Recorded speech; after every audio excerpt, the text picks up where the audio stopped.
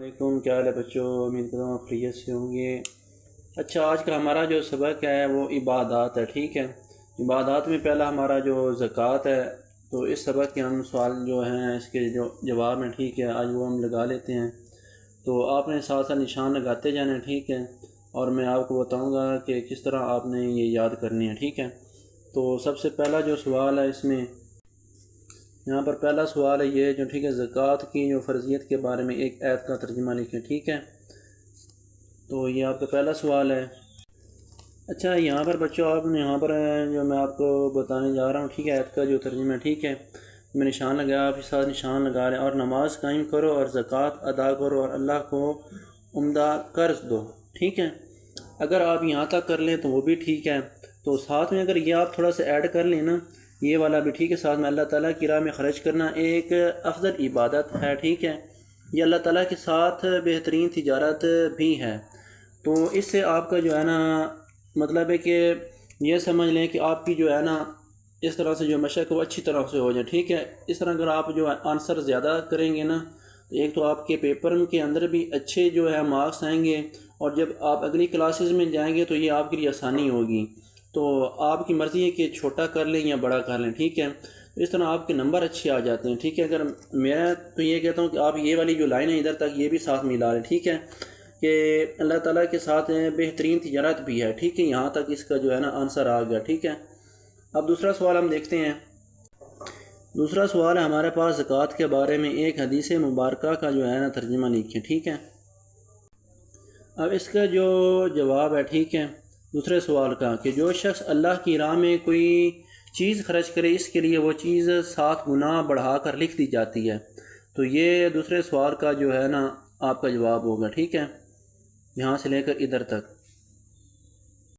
اچھا، یہاں پر ہمارے پاس جو تیسرا جو سوال ہے، ٹھیک ہے، صاحب نصاب کسے کہتے ہیں؟ تو اس کا آنسر اب ہم دیکھتے ہیں۔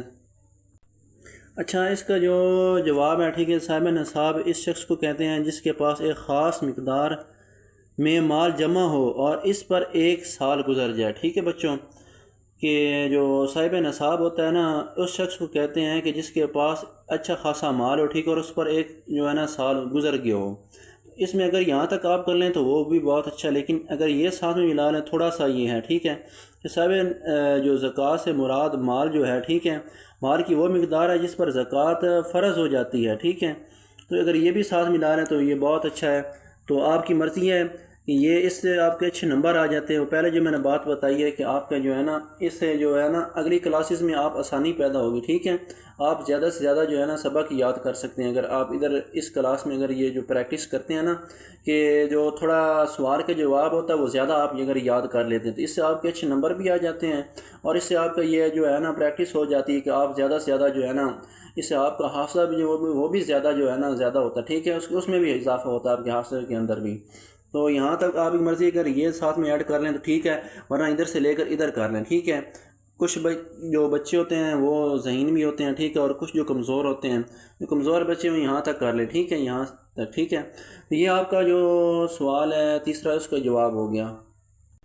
اچھا بچوں، یہاں پر آپ کا چوتھا سوال جو ہے معاشرے میں غربت کا خاتمہ کیسے ممکن ہے؟ تو یہ اب دیکھتے ہیں۔